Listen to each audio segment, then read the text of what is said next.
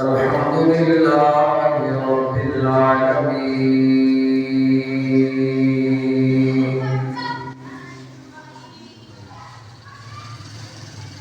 والعاقبة للمتقين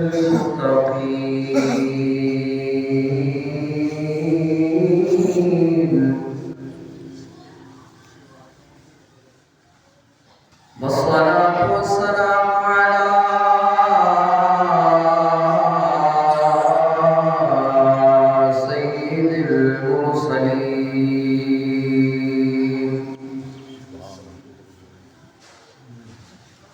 على سيد المرسلين وسيد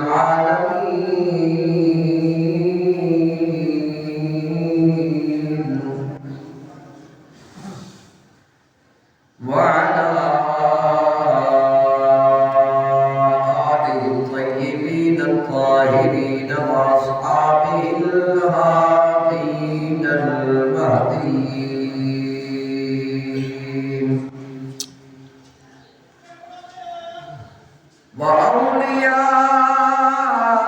وأوليائه الكاملين وعلماء ملته وأهل سنته أجمعين أما بعد فأعوذ بالله من الشيطان الرجيم بسم الله الرحمن الرحيم النبي أولى بالمؤمنين من أنفسهم وأزواجه أمهاتهم آمنت بالله صدق الله مولانا العظيم دروشی بابا ذکر الصلاة والسلام عليك يا رسول الله عليك وأصحابك يا حبيب الله والسلام عليك يا سيدي يا نبي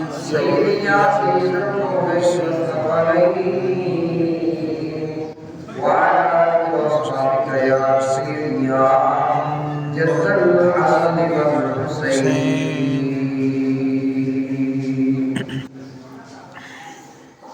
والد الكرام معزز ومحترم السلام عليكم آج مبارک جمعہ رمضان کی دوسرا جمعہ ہے اپنی پوری رحمتاں برکتاں نال سارے اندر موجود ہے اللہ تبارک و تعالی اس ماہ مبارک کی برکتاں رحمتاں سانو سمیٹنے کی توفیق عطا فرمائے آمین اللہ پاک اس رمضان کی برکتاں نال اللہ صالحات میں رحم و کرم فرمائے آمین حضرات ایک دو اللہ تعالی کی رحمت و کرم ہر کام کا کوئی نہ کوئی مقصد ہوتا ہے کوئی بھی چیز مقصد تو خالی نہیں اللہ تبارک و تعالی جڑا حکیم ہے حکمت والا ہے اس بابرکت ذات نے اس مہربان ذات نے سارے اندر یہ جڑا رحمت مغفرت والا تے جہنم کو آزادی والا مہینہ سانو عطا فرمایا ہے یہ بھی کوئی نہ کوئی مقصد ہے جس طرح نماز کا مقصد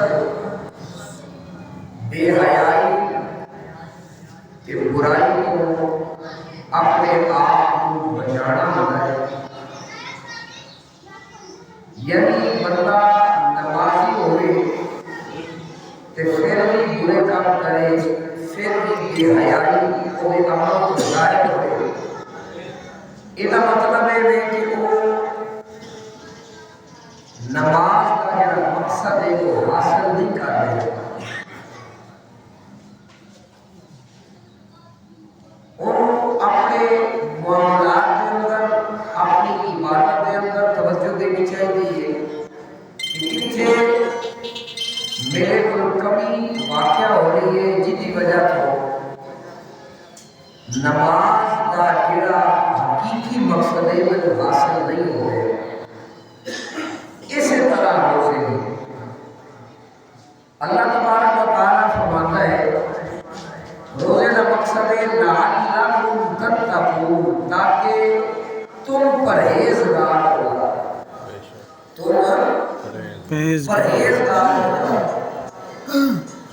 اب پرہیزگاری صرف موجودہ دنوں تک محدود نہیں ہوتی، یعنی رمضان آیا بندہ پرہیزگار ہو گیا، رمضان گزریا تو پھر کوئی معاملہ نہیں، یہ پرہیزگاری نہیں۔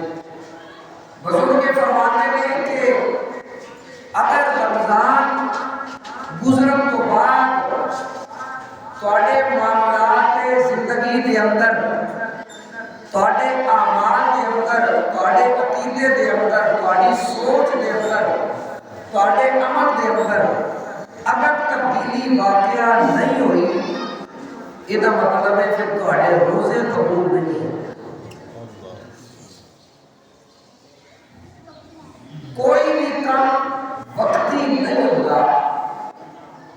روزے پرہیزگاری پیدا کرنے واسطے نہیں، اللہ تعالیٰ نے یہ مقصد بیان کیا لعلکم تتقون، تاکہ تسی پرہیزگار ہو، متقی بن جاؤ، میرے قریبی بن جاؤ، میرے جڑے فرائض نے، جڑے احکام نے انہاں تے عمل کرو، جنہاں تو میں روکے ہیں انہاں تو رک جاؤ۔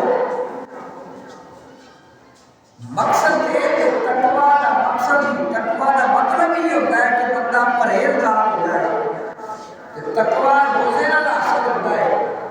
اگر روزے رکھن تو بعد بھی بندہ کٹ بولے، جھوٹ بولے، چوری کرے، کسی کا حق مارے، بہن بھائیوں کو حق نہ دے، والدین کے نال اچھا سلوک نہ کرے، جناب والا اپنی بہنوں کا حق نہ دے، اپنے بچیاں کو حق نہ دے، یہ مطلب ہے کہ انہیں رمضان کو کچھ بھی فائدہ حاصل نہیں ہے، بیماری جو بھی چلی نا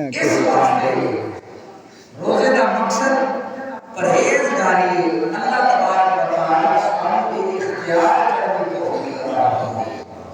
یہ نہ رمضان والوں کی زندگی کے اندر تبدیلی واقع ہو، بندہ پرہیزگاری کی طرف آ جائے۔ حضرات محترم 10 رمضان مبارک ام المؤمنین حضرت سیدتنا خدیجہ الکبریٰ رضی اللہ تعالیٰ عنہا آپ کا یوم وصال۔ ام المؤمنین کنوں آتے ہیں؟ اللہ تبارک و تعالیٰ قرآن مجید کے اندر ارشاد فرماتا ہے النبی اولیٰ بالمؤمنین من انفسہم وازواجہ امہاتہم، فرمایا میرا شان والا نبی، میری عظمت والا نبی مومنہ دے نزدیک انہاں دی جاناں تو بھی زیادہ قریب تے عزیز ہے، انہاں کی جاناں تو بھی زیادہ قریب تے عزیز ہے۔ اگلی گل کی وازواجہ امہاتہم، فرمایا جڑی نبی دیاں بیویاں نے وہ مومنہ دیا ماما نے مومنہ دی کی نے مومنہ دی کی نے ماما ماما یا اللہ یہ جو حکم ہے کیا صرف حضور علیہ السلام کی ظاہری زندگی تک محدود ہے یا قیامت تک یہ قانون ہے؟ اللہ تبارک و تعالیٰ نے فرمایا یہ قانون صرف نبی کی حیات تک محدود نہیں ہے، جب تک قیامت آ نہیں جاتی تب تک یہ قانون رہے گا کہ نبی کی جو بیویاں ہیں وہ مومنوں کی مائیں رہیں گی۔ سبحان اللہ وہ مومنوں کو کیا رہے گی؟ ماں رہے گی۔ میرے دوستو جیڑا بندہ ماں کا احترام نہ کرے، ماں کا احترام نہ کرے، ماں کے بارے چنگی گل نہ کرے، انہوں کیا ہے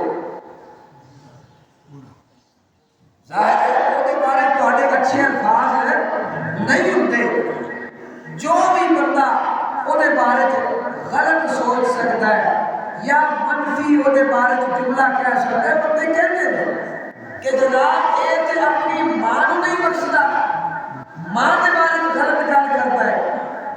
جیڑا صحیح بیٹا ہوتا ہے نا اپنی ماں کے بارے میں چنگیاں گلاں کرتا ہے، ماں دیا صفتاں بیان کرتا ہے۔ نبی کریم صلی اللہ علیہ وآلہ وسلم کے 11 نکاح ہے، کتنے؟ 11 نکاح ہے، تو اس لحاظ سے مومنوں کی کتنی مائیں ہوئی؟ بولو 11۔ ان میں سے کسی ایک کو بھی بندہ نکال ہے بھائی اسی کون ہوتے نکالنے والے؟ ایک اللہ نے اپنے نبی صلی اللہ علیہ وآلہ وسلم واسطے بطور خاص اے حکم تے اذن عطا فرمایا کہ نبی کریم صلی اللہ علیہ وآلہ وسلم کے 11 نکاح ہے، اور ایک عام مومن کو اگر استطاعت ہو، جسم بھی اجازت دیتا ہو، مال بھی اس کے پاس ہو، حالات بھی اس کے موافق ہو، تو ایک عام مومن کے لیے 4 نکاح شریعت کے اندر جائز ہے۔ اس مسئلے کا ہر بندے کو پتہ ہے کہ ایک مومن واسطے 4 نکاح جائز ہو گئے، لیکن اللہ نے میرے نبی صلی اللہ علیہ وآلہ وسلم کو یہ خصوصیت عطا فرمائی کہ نبی صلی اللہ علیہ وآلہ وسلم کے کتنے نکاح ہیں؟ 11۔ تو مائیں کتنی ہوئی؟ 11۔ سب سے پہلی بیوی حضور نبی کریم صلی اللہ علیہ وآلہ وسلم کی حضرت سیدتنا خدیجہ الکبریٰ رضی اللہ تعالی عنہا ہے۔ بھائی اس سے بڑھ کر خوش نصیبی کسی بھی عورت کے لیے کیا ہو سکتی ہے کہ وہ نبی صلی اللہ علیہ وآلہ وسلم کے ساتھ منسوب ہو جائے اور نبی کا حرم بن جائے۔ آپ کو بلند آواز میں سبحان اللہ، سبحان اللہ۔ یعنی نبی صلی اللہ علیہ وآلہ وسلم کی اسے نسبت، رفاقت، زوجیت مل جائے، اس سے بڑھ کر اس کی خوش نصیبی، خوش بختی اور کیا ہو سکتی ہے؟ اور اس رفاقت اور اس صحبت کی وجہ سے وہ ساری امت کی ماں بن جائے۔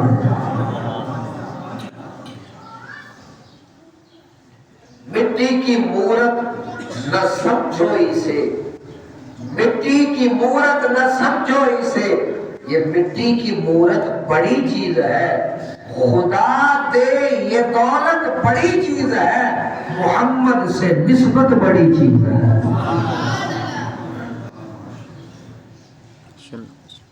نبی صلی اللہ علیہ وآلہ وسلم کے ساتھ کوئی عام ملے تو خاص ہو جاتا ہے، قطرہ ملے تو دریا ہو جاتا ہے، اور اگر عام ذرہ ملے تو وہ گوہر بن جاتا ہے۔ یہ میرے نبی صلی اللہ علیہ وآلہ وسلم کی اعلیٰ نسبت کا کمال ہے۔ سبحان اللہ۔ حضرت محترم حضور نبی کریم صلی اللہ علیہ وآلہ وسلم نے جو بیسر سے پہلے زندگی گزاری، اس میں حضور نبی کریم صلی اللہ علیہ وآلہ وسلم نے اپنے چچا حضرت ابو طالب رضی اللہ تعالیٰ عنہ ان کی زیر کفالت زیادہ زندگی گزاری۔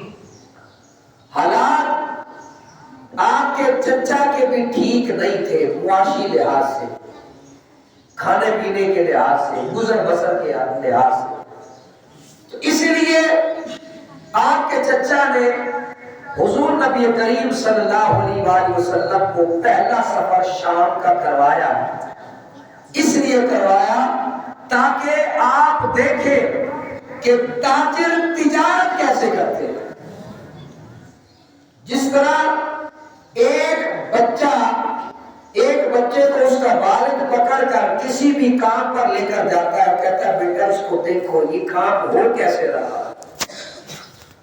حضرت ابو طالب رضی اللہ عنہ نے حضور نبی کریم صلی اللہ علیہ وآلہ وسلم کو شام کا سفر کروایا، لیکن بحیرہ راہب نے جب بتایا کہ یہ اللہ کا آخری نبی ہے، اس کی حفاظت کرو، تو حفاظت کی غرض سے پورا سفر نہیں کیا، درمیان سے ہی چھوڑ کر واپس مکہ تشریف لے آئے۔ یہ پہلا سفر تھا۔ دوسرا سفر، اب چونکہ حضور نبی کریم صلی اللہ علیہ وآلہ وسلم اپنی ذات میں، اپنی سوچ میں رہنے والے، محدود تعلقات رکھنے والے، اگرچہ خاندان کے افراد سے ملنے والے تھے لیکن کم کو زیادہ نہیں بولتے تھے۔ آپ صلی اللہ علیہ وآلہ وسلم کے ساتھ جتنے بھی معاملات ہوتے تھے ہمیشہ میرے نبی نے سچ بولنا ہے، اسی لحاظ سے آپ کی یہ صفت تھی، لوگ آپ کو صادق اور امین کے لقب سے یاد کیا کرتے ہیں۔ حضور علیہ السلام کا ذریعہ معاش تجارت تھا۔ کیا تھا؟ تجارت۔ یہ ہے بعثت سے پہلے، حضور علیہ السلام کے اعلان نبوت سے پہلے۔ اعلان نبوت کے بعد کی بات میں بعد میں کرتا ہوں، اس سے پہلے کی بات کرتا جاؤں۔ حضور نبی کریم صلی اللہ علیہ وآلہ وسلم نے پہلے تجارت سیکھی، پھر بطور مدارب کا مطلب یہ ہوتا ہے کہ کسی کا تجارتی سامان لے جانا اور ایک خاص نفع اجرت کے طور پر، یعنی ایک بندے کو آپ اجرت کے طور پر رکھ لیتے ہیں۔ حضور نبی کریم صلی اللہ علیہ وآلہ وسلم نے مختلف کافروں کے ساتھ اس طرح سے سفر فرمایا۔ چونکہ آپ صلی اللہ علیہ وآلہ وسلم کی طبیعت کے اندر سچ تھا، ایمانداری تھی، لہذا بہت سے افراد آپ صلی اللہ علیہ وآلہ وسلم کو ترجیح دیتے تھے کہ ہمارا سامان محمد لے کر جائے صلی اللہ علیہ وسلم۔ آپ کی ایمانداری کی شہرت جب پڑی، حضرت سیدہ خدیجہ الکبریٰ رضی اللہ تعالی عنہا، وہ ایک بیوہ تاجرہ تھی، پہلے 2 نکاح ہوئے، دونوں شوہر وصال کر گئے، فوت ہو گئے، اب جوانی ہے، 25 سال کی عمر ہے۔ تاجروں کو غرض یہ ہوتی ہے کہ ایک کاروباری عورت کے ساتھ اگر نکاح ہو جائے تو کاروبار میں معاونت مل جائے، کاروبار آسان ہو جائے۔ پہلے ایک ہاتھ سے کماتے تھے، پھر 2 ہاتھ سے کمائیں گے، یہ ایک لالچ ہوتا ہے۔ جب بہت سے تاجروں کی طرف سے، بہت سے اچھے خاندانوں کی طرف سے حضرت سیدہ خدیجہ الکبریٰ رضی اللہ تعالی عنہا آپ کو رشتہ آیا، لیکن آپ نے انکار کر دیا۔ جب حضور نبی کریم صلی اللہ علیہ وآلہ وسلم کے بارے میں پتہ چلا کہ مکے کے اندر ایک ہی خوبصورت انسان ہے جس کا ظاہر بھی خوبصورت ہے اور جس کا باطن بھی خوبصورت ہے، جو اندر سے بھی سونا ہے، جو باہر سے بھی سونا ہے۔ حضرات محترم حضرت سیدہ خدیجہ الکبریٰ رضی اللہ تعالیٰ عنہا، آپ کو بھی ایک ایسا مرد کا سہارا یعنی شوہر کا سہارا چاہیے تھا جو آپ کے کاروبار کو آگے بڑھائے، آگے لے کر چلے، ایماندار ہو، لالچی نہ ہو، خود غرض نہ ہو۔ اللہ اکبر۔ جب نبی کریم صلی اللہ علیہ وآلہ وسلم کے بارے میں حضرت سیدہ خدیجہ الکبریٰ کو پتا چلا کہ ایک صادق ہے، امین ہے، ایماندار ہے، آپ نے آزمائش کے طور پر آپ کو پیغام بھجوایا اور کہا کہ باقی جتنے بھی افراد آپ کو تجارت کے لیے بلاتے ہیں، تجارتی سامان فروخت کرنے کے لیے بلاتے ہیں، وہ جتنا معاوضہ دیتے ہیں میں اس سے 2 گنا زیادہ دوں گی۔ آپ میرا سامان لے کر شام کی طرف جائیں۔ حضور نبی کریم صلی اللہ علیہ وآلہ وسلم کے چچا نے فرمایا جب رزق چل کر آئے اس کا انکار نہیں کیا کرتے۔ میرے نبی کریم صلی اللہ علیہ وآلہ وسلم نے اس پیشکش کو قبول فرمایا اور حضرت سیدہ خدیجہ الکبریٰ کا سامان لے کر ملک شام کی طرف سفر فرمایا۔ حضرت سیدہ خدیجہ الکبریٰ رضی اللہ تعالیٰ عنہا، آپ کے 2 مقصد تھے، ایک تو سامان فروخت ہو جائے اور دوسرا آپ کو آزمانا تھا، آپ کی سیرت کے بارے میں جاننا تھا، آپ کے اعمال کے بارے میں جاننا تھا۔ ساتھ اپنا ایک غلام جس کا نام میسرہ تھا اس کو بھجوایا اور میسرہ سے کہا کہ تم نے چاہے دن ہو یا رات ہو تو نے محمد کے ساتھ ساتھ رہنا ہے۔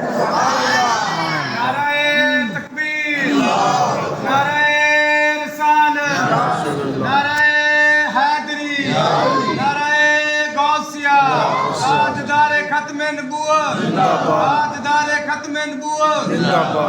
اللہ اکبر۔ بڑی قابل توجہ بات، وہ میسرہ میرے نبی کریم صلی اللہ علیہ وآلہ وسلم کے ساتھ ساتھ ہے۔ اللہ اکبر۔ ایک پڑاؤ آیا، میرے نبی کریم صلی اللہ علیہ وآلہ وسلم نے ایک درخت کو منتخب فرمایا، انتخاب فرمایا اور سرکار اس کے نیچے لیٹ گئے، آپ آرام فرما رہے ہیں۔ سبحان اللہ۔ جس جگہ پڑاؤ کیا، قیام کیا، وہاں پر ایک راہب، نام تھا اس کا نستورہ، اس کا نام تھا نستورہ۔ نستورہ راہب میسرہ کے پاس آیا، چونکہ سرکار آرام فرما رہے تھے، میسرہ سے پوچھنے لگا تمہیں پتا ہے یہ کون ہے؟ کہنے لگا بالکل میں جانتا ہوں، یہ قریش خاندان سے ہے اور ان کی جو فیملی ہے وہ ہے بنو ہاشم۔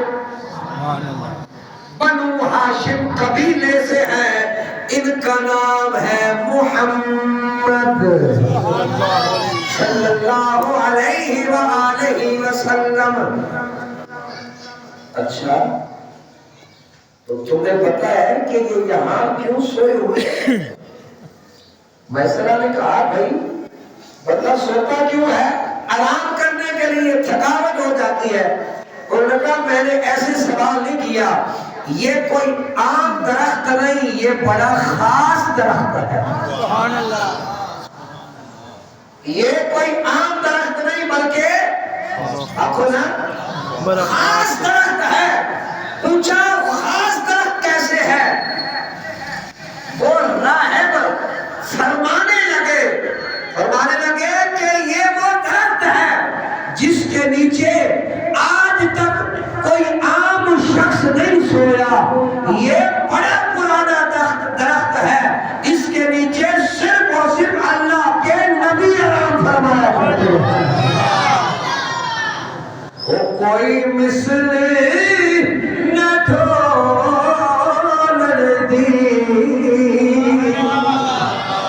زبان بول سبحان اللہ او کوئی مثلی نہ ڈھولتی او چپ کری میرے علی اٹھے جا نہیں ہو ذرا پوجھتا جائے اٹھے جا نہیں ہو لڑتی ہو اٹھے جا نہیں ہو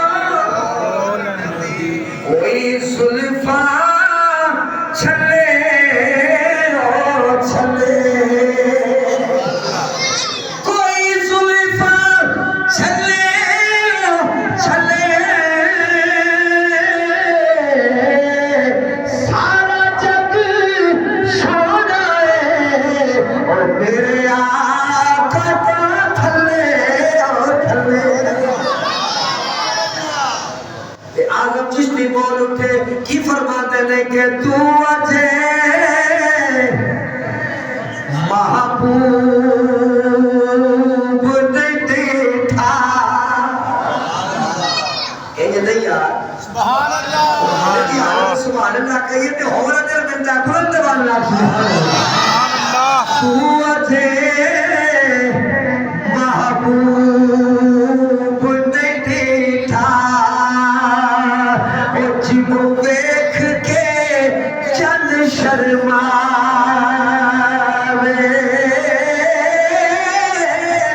ادھی راتی او دن چڑھ جاوے ادھی راتی او دن چڑھ جاوے جے سونا رخ تو نقاب ہٹا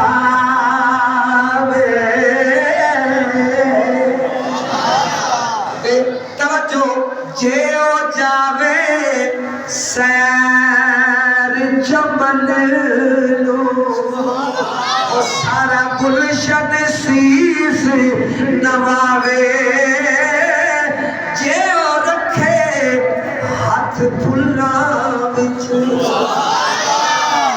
لطف لانا تسی حضور دا حضور دی محبت تے جاکھو ذرا سبحان اللہ جے او رکھے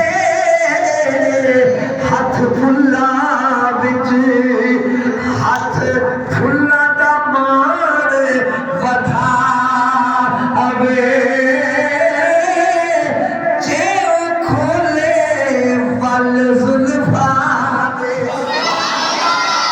جے او کھولے او ول زلفاں دے اتے راہی راہ کھل جاوے بجلی ڈرتی اور لشک نہ مارے متا بید بھی ہو جاوے آزم ایڈا اور سونا ماہی آزم ایڈا اور سونا ماہی اور سانو کدرے نظر گیا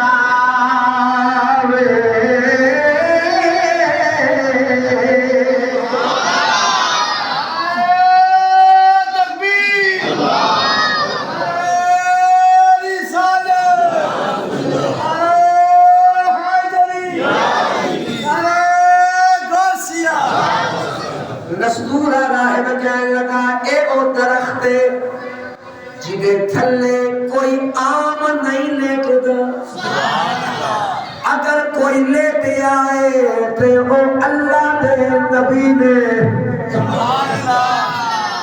اگلی گل نستورہ نے پوچھی کی کہنے لگا اے دس کیا اینا دی اکھا دے وچ سرخ دورے ہیں نے کیا اینا دی اکھا دے وچ سرخ دورے ہیں نے کہنے لگا بالکل ہے نے دستورہ راہب کہنے لگا آفر تنو نتیجے تے پہنچانا آخری گل کرا تو بڑا خوش نصیب ہے جدے نال سفر کر رہا ہے او اللہ دا اپنی کتاباں دے وچ پڑھیا اے او اللہ دا آخری نبی ہے جنہاں دا ذکر اسی کتاب دے اندر پڑھیا ہے تے کوئی نبی اللہ اکبر مائسرا نے جو رپورٹ پیش کی ان میں سے ایک بات یہ بھی تھی اس نے بتایا حضرت خدیجہ الکبریٰ رضی اللہ تعالیٰ عنہ کو کہنے لگا جدوں بھی محمد صلی اللہ علیہ وآلہ وسلم دوپہر دے وقت باہر نکلتے سن میں کی دیکھنا اچانک انہاں تے سایہ ہو جانا انہاں نو دھوپ نہیں لگدی انہاں تے سایہ ہو جانا ہے تے میں ویکھیا ایک جگہ معاملہ اے ہویا قسم کھان دی گل ہو گئی سامنے والے نے آکھیا اس نو یعنی محمد صلی اللہ علیہ وسلم نو کھا قسم لات تے عزا دی خدا دے نام لات تے عزا دی قسم کھا انہوں نے ایک لمحے کے لیے بھی تاخیر نہیں کی دیر نہیں کی فوراً فرمایا میں نہ لات کو مانتا ہوں نہ میں عزا کو مانتا ہوں میں کسی بت کا ماننے والا نہیں ہوں اس نے یہ نہیں دیکھا کہ ارد گرد جتنے بھی لوگ ہیں سارے لات اور عزا کے پجاری ہیں اس نے کسی کا خوف دل میں نہیں رکھا اس کو کسی کا بھار نہیں ہے ڈنکے کی چوٹ میں اس نے بھرے مجمع میں فرمایا نہ میں لات کو مانتا ہوں نہ میں عزا کو مانتا ہوں اچھا جب میرے نبی کریم صلی اللہ علیہ وآلہ وسلم واپس تشریف لائے ظہر کا وقت تھا سرکار دو عالم صلی اللہ علیہ وآلہ وسلم جب مکہ میں داخل ہوئے حضرت سیدہ خدیجہ الکبریٰ رضی اللہ تعالیٰ عنہ گھر کی چھت کے اوپر نظارہ کر رہی ہے ساتھ سہیلیاں بیٹھی ہیں کیا دیکھتی ہیں ایک بادل آیا ہے میرے نبی پر سایہ فکن ہو گیا ہے نور ہی نور نظر آ رہا ہے نور ہی نور نظر آ رہا ہے سیدہ خدیجہ الکبریٰ نے ساری رپورٹ لی فوری طور پر ایک روایت میں یہ ہے کہ اپنی سہیلی کو بھیجا ایک روایت میں یہ ہے کہ اپنی بہن کو بھیجا نکاح کے پیغام کے لیے کہ جاؤ میں نے محمد کا ظاہر بھی دیکھ لیا ہے میں نے محمد کا باطن بھی دیکھ لیا ہے پورے مکے میں مجھے اس سے کامل اور میرے مطابق کامل شوہر مجھے کہیں نظر نہیں آئے گا نکاح کا پیغام آیا حضرت سیدنا ابو طالب رضی اللہ تعالیٰ عنہ سے سرکار نے مشورہ فرمایا آپ نے ہاں میں جواب دیا اللہ اکبر تاریخ طے ہو گئی نبی کریم صلی اللہ علیہ وآلہ وسلم ایک طرف بیٹھے ہیں ایک طرف سیدہ خدیجہ الکبریٰ رضی اللہ تعالیٰ عنہ پردے میں بیٹھی ہیں اور نکاح کس نے پڑھایا میرے نبی کے چچا مولا علی کے والد سبحان اللہ حضرت سیدنا ابو طالب رضی اللہ تعالیٰ عنہ آپ نے خطبہ نکاح پڑھا اس کے بعد حضرت خدیجہ کے چچا زاد بھائی ورقہ بن نوفل جو کہ عالم تھے کتاب کے عالم تھے، سماوی کتب کے عالم تھے، تورات زبور انجیل کے عالم تھے، انہوں نے بھی خطبہ نکاح پڑھا اور آپ کے غالباً وہ چچا عمر بن اسد انہوں نے ان کو کہا کہ بھائی آپ بھی کچھ پڑھیں، آپ کے چچا یعنی حضرت خدیجہ کے چچا، تو انہوں نے ایجاب و قبول کروایا۔ ایجاب و قبول کا مطلب سمجھتے ہو نا؟ ایجاب و قبول کروایا۔ نبی کریم صلی اللہ علیہ وآلہ وسلم نے فرمایا ہم نے قبول کیا۔ اور پھر حضور نبی کریم صلی اللہ علیہ وآلہ وسلم نے دعوت ولیمہ کا اہتمام فرمایا۔ ایک روایت میں یہ ہے کہ ایک اونٹنی اور ایک روایت میں یہ ہے کہ 2 اونٹنیاں۔ میرے نبی کریم صلی اللہ علیہ وآلہ وسلم نے ذبح فرمائی اور اپنے خاندان والوں کو، خاص لوگوں کو، قریش مکہ کو بلایا اور اس طرح سے دعوت ولیمہ ہوا میرے نبی صلی اللہ علیہ وسلم۔ عمر بن اسد، ہاں نبی کریم صلی اللہ علیہ وآلہ وسلم کی عمر یہ بھی سن لیں۔ حضور علیہ السلام کی عمر اس وقت 25 سال اور حضرت سیدہ خدیجہ الکبریٰ رضی اللہ تعالی عنہا کی عمر بھی کتنی؟ 40 سال۔ لیکن ظاہر ہے کاروباری یعنی کاروبار کرنے والی تاجرہ عورت ہے اور ان کا کاروبار چلتا ہے، تو ظاہر ہے جب کاروبار چلتا ہو تو عموماً ذہن یہ ہے کہ لوگ عمریں نہیں دیکھتے، آپ کو اس لیے نکاح کے پیغام آتے تھے۔ لیکن سیدہ خدیجہ الکبریٰ رضی اللہ تعالیٰ عنہا ان کی دور اندیشی پہ قربان ہوئے۔ انہوں نے فرمایا 40 سال کی عمر میں مجھے کاروبار لوٹنے والا آدمی نہیں چاہیے، بلکہ وہ چاہیے جو میرا سہارا بنے، جو میرا سہارا بنے۔ حضور نبی کریم صلی اللہ علیہ وآلہ وسلم نے 25 سال کی عمر میں کس سے نکاح کیا؟ بیوہ عورت سے۔ کس سے؟ بیوہ عورت۔ یہ میرے نبی صلی اللہ علیہ وآلہ وسلم کی سیرت ہے۔ اور پھر کوئی دیگر رسمیں نہیں ہوئی۔ سرکار دو عالم صلی اللہ علیہ وآلہ وسلم کے نکاح کے موقع پر دیگر رسمیں نہیں ہوئی، جاہلیت والی رسمیں نہیں ہوئی، اسراف والی رسمیں نہیں ہوئی، فضول خرچی والی رسمیں نہیں ہوئی، لوگوں کو دکھانے والی رسمیں نہیں ہوئی، شیطان کو راضی کرنے والی رسمیں نہیں ہوئی، جو عموماً ہم کرتے ہیں، جو عموماً جہاں جہاں آپ مناسب سمجھتے ہیں آگے جگہ دیکھیں تو آگے بیٹھیں آپ کی مہربانی۔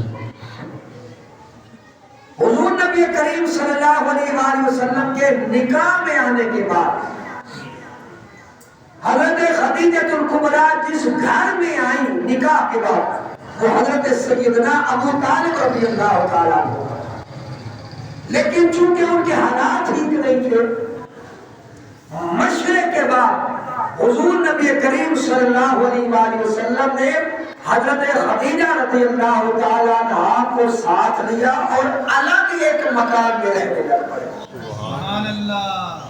اس کا مطلب یہ ہے کہ شادی شدہ جوڑے کو والدین پر بوجھ نہیں بننا چاہیے، اور اس کا دوسرا مطلب بھی یہ ہے کہ والدین کو بھی چاہیے کہ جب اولاد شادی شدہ ہو جائے تو انہیں تھوڑی سی آزادی دیا کی کیا رہا ٹھیک کی تھی کہ نہیں؟ انہوں نے پھر مزید پریشر پا کے نہ رکھو، جس طرح تمہیں شادی تو پہلے جو معاملات رکھتے ہو، ہن معاملات ہن زندگی دا موڑ نمائے کہ بچیاں نو جناب آزادی دے نال زندگی گزارے۔ آکھو ذرا سبحان اللہ، نوجوان آکھو ذرا سبحان اللہ۔ اب نبی کریم صلی اللہ علیہ وآلہ وسلم حضرت خدیجہ رضی اللہ تعالیٰ عنہ کو اعزاز یہ ہے کہ پہلا نکاح بھی حضرت خدیجہ کے ساتھ ہوا، اور جب تک حضرت خدیجہ رضی اللہ اللہ تعالی عنہا زندہ رہی، میرے نبی نے دوسرا نکاح کیا ہی نہیں ہے۔ یہ ہے محبت اور محبت میں کاملیت۔ میرے نبی کریم صلی اللہ علیہ وآلہ وسلم کے ہاں جو پہلی اولاد ہوئی وہ بیٹی کی صورت میں، رحمت کی صورت میں آئی ہے۔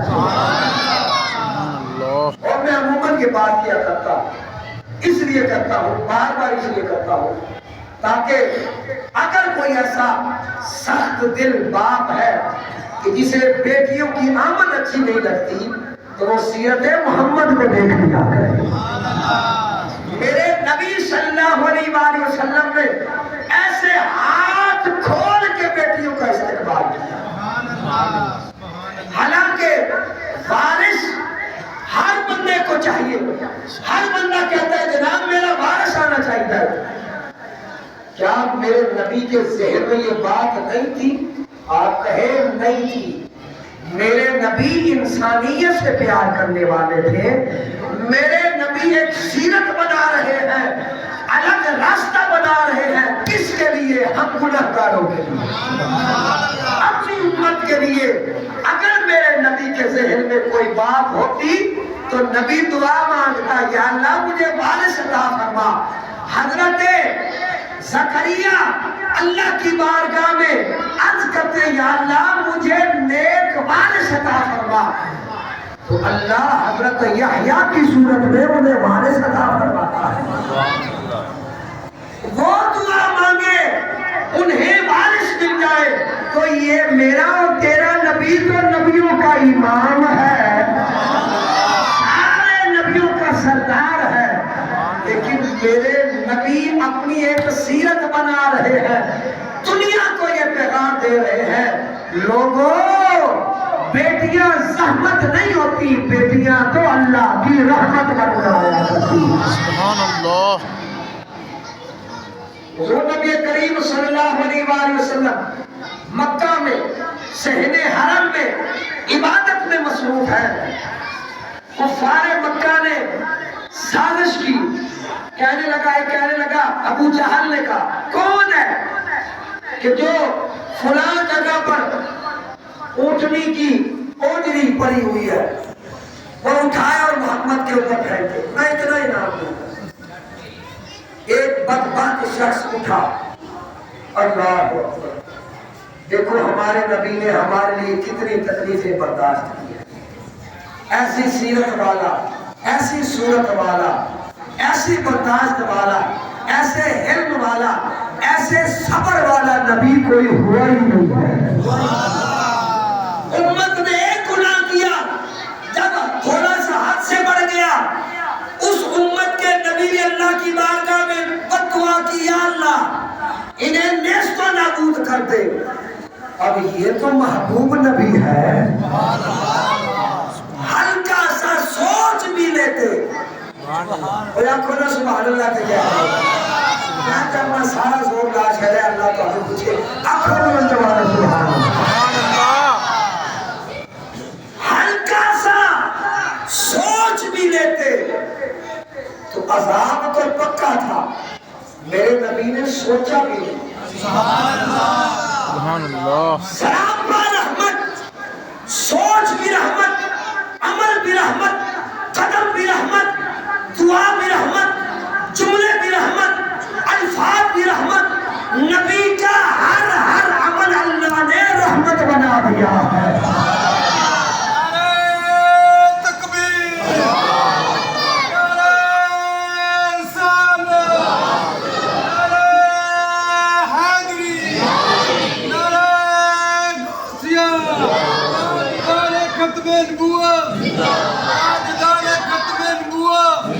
اس بدبخت شخص نے اوجڑی چکی، نبی کریم صلی اللہ علیہ وآلہ وسلم سجدے دے اندر تشریف لے گئے نے، سرکار دے جسم مبارک دے اوتے اوجڑی رکھ دتی گئی۔ حضرات محترم اٹھنی دی اوجڑی چھوٹی اوجڑی نہیں ہوتی، میرے نبی سجدے کے اندر میں اٹھ نہیں سکتے۔ حضرت سیدہ خدیجۃ الکبریٰ رضی اللہ تعالیٰ عنہا دی پیاری شہزادی ملکہ کونین سیدہ کائنات سیدہ فاطمہ الزہرا سلام اللہ علیہا، آپ نے دیکھیا میرے بابا جان دے اتے اوجری رکھ دیتی گئی ہے۔ حضرات محترم بیٹیاں آپ نال بڑا پیار کردیاں نے، برداشت نہیں ہویا، گھر دے اندروں باہر آ گئیاں نے، اپنے چھوٹے چھوٹے ہتھاں دے نال اجری نوں پرا کیتا۔ میرے نبی کریم صلی اللہ علیہ وآلہ وسلم نے سجدے دے وچوں سر اٹھایا، سرکار دو عالم صلی اللہ علیہ وآلہ وسلم دی بارگاہ دے اندر عرض کرن لگیاں، اے بابا جان اے تانوں تکلیفاں دے نے تسی دعاواں کرو، سمجھ نہیں آتی۔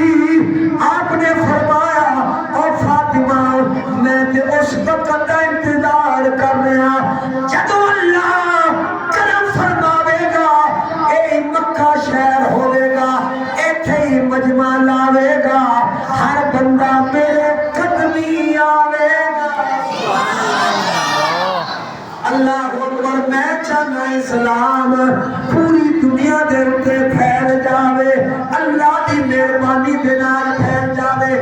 حضرات محترم سیدہ خدیجۃ الکبریٰ رضی اللہ تعالیٰ عنہا، آپ نے پہلی وحی دے وقت میرے نبی کریم صلی اللہ علیہ وآلہ وسلم کو سہارا دیتا۔ سبحان اللہ، جو پہلی وحی نازل ہوئی نا، ظاہر ہے رب دی طرفوں انوار و تجلیات دی بارش ہوئے، انوار و تجلیات دی بارش ہوئے، اچانک ہوئے، پھر سرکار کے بشر بھی دینا گھبرا گئے، اور جدو حضرت جبریل امین حضور کی بارگاہ دے اندر آئے نا، آخر لگے اے قرآن اے محمد صلی اللہ علیہ وآلہ وسلم پڑھئے، پڑھو۔ سرکار کا تو کی جواب سی، مانا بقارئ، میں نہیں پڑھ سکتا، میں نہیں پڑھ سکتا۔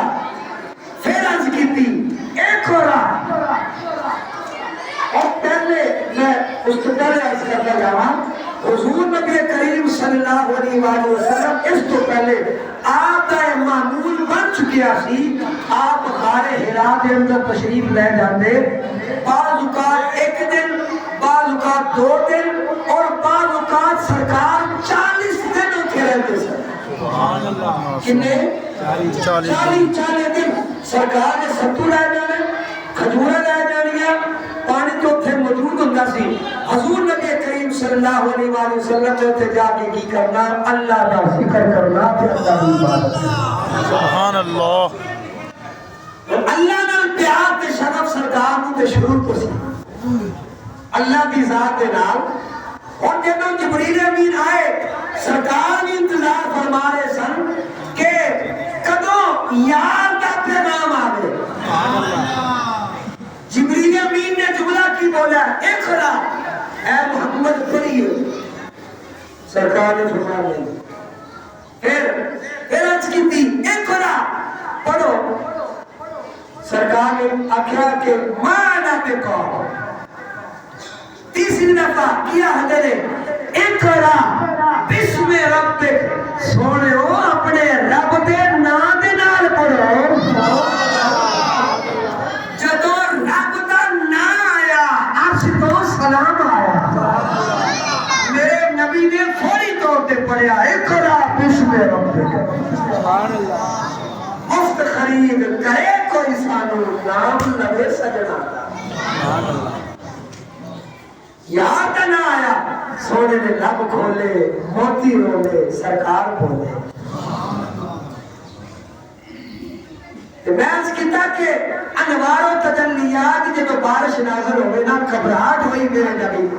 سرکار دو عالم صلی اللہ علیہ وآلہ وسلم گھر تشریف لے گئے سرکار دے الفاظ کی سر زملونی مینو چادر بڑھاؤ میرے تے چادر کرو سرکار دے جسم مبارک دے اوتے کب کبھی تاری ہے اللہ اکبر الفاظ ای دوہرا رہے نے زملونی زملونی مجھے چادر اڑاؤ مجھے چادر پہناؤ حضرت سیدہ خدیجہ کبریٰ رضی اللہ تعالیٰ عنہ نے اپنے شوہر دا یعنی اللہ دے نبی دا اس انداز دے نال استقبال کیتا سرکار واسطے بستر بچھایا سرکار نو چادر عطا کی سرکار دو عالم صلی اللہ علیہ وآلہ وسلم چادر لے کے آپ آرام فرما رہے نے جدو تھوڑا افاقہ ہویا سیدہ خدیجہ نو کول بلایا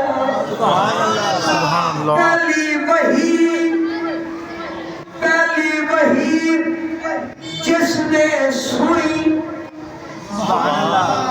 وہ سیدہ خدیجہ کبریٰ نے آکھے اے معاملہ ہے میرے کو ایک فرشتہ ہے انہیں اے 5 آیتاں لے کے آئے حضرت سیدہ خدیجہ کبریٰ رضی اللہ تعالیٰ عنہ نے فرمایا تھا مبارک ہو گئی اللہ نے ہر تواڈے ذریعے اس امت کی اصلاح کرنی ہے تے ڈرو نہیں وہ تانوں چھڈن والا نہیں ہے کیوں اس واسطے غریباں دے سہارے تسی ہو غم گسارا دے غم گسار تسی ہو یتیماں دی فریاد سنن والے تسی ہو تے جڑے امانت رکھن آندے نے انہاں دی امانتاں امانتداری دے نال لٹان والے تسی ہو پورے عرب معاشرے دے اندر اللہ نے ظاہر ہے چن کے انتخاب کیتا ہے کہ کوئی اور نہیں ہے اور سونا محمد اللہ نے تمہیں منتخب فرمایا ہے حالات محترم بیوی دا سہارا بیوی دا ایک پیار والا جملہ بندے نو بڑا سہارا دیتا ہے سہارا دیتا میرے نبی کریم صلی اللہ علیہ وآلہ وسلم کو اور پھر جدو سرکار غار حرا دے اندر تشریف لے جاندے سن نا ستو کھجورا لے کے کون پیچھے آندا سی حضرت خدیجہ کبریٰ دی سبحان اللہ سرکار دی عمر مبارک ہے 40 سال جدو اعلان کو سرکار نے فرمایا سرکار دی عمر مبارک کتنی ہے بول 40 سال 40 سال تے حضرت خدیجہ دی عمر کتنی ہوئی 55 سال 55 سال دی خاتون تھی جے بار افراد بیٹھے ہیں انہاں کی گزارش ہے اگر بارش دی وجہ کو تسی رضی اللہ تعالیٰ عنہ دی عمر مبارک ہے 55 سال 55 سال دی عورت 3 میل دور غار حرا سفر کر کے جاوے پھر غار دے اتے جانا اور غار حرا دے اتے عام غار دے اتے عام پہاڑ دے چڑھنا کتنا مشکل ہوتا ہے وہ رستے بنا دیتے ہوتا ہے سہولت پڑھاتے لیکن وہ تو رستے نہیں بنے سن حضرت خدیجہ کبریٰ رضی اللہ تعالیٰ عنہ ایک دن سامان لے کے آئیاں حضور نبی کریم صلی اللہ علیہ وآلہ وسلم نے فرمایا اے خدیجہ یہ جبریل آیا ہے اور جبریل کیا پیغام لے کر آیا ہے جبریل یہ پیغام لے کر آیا ہے کہ اے محمد میری اس بندی کو میرا سلام کہہ دو جسے رب کے سلام آئے اسے سیدہ خدیجہ کبریٰ کہا جاتا ہے جسے وصال سے پہلے نبی جنت کا پھل عطا فرمایا اسے سیدہ خدیجہ کبریٰ کہا جاتا ہے یہ وفاداری کی ایک ایسی مثال ہے جو قیامت تک ہمارے لیے اسوہ حسنہ ہے اللہ ہم سب کو سمجھنے کی توفیق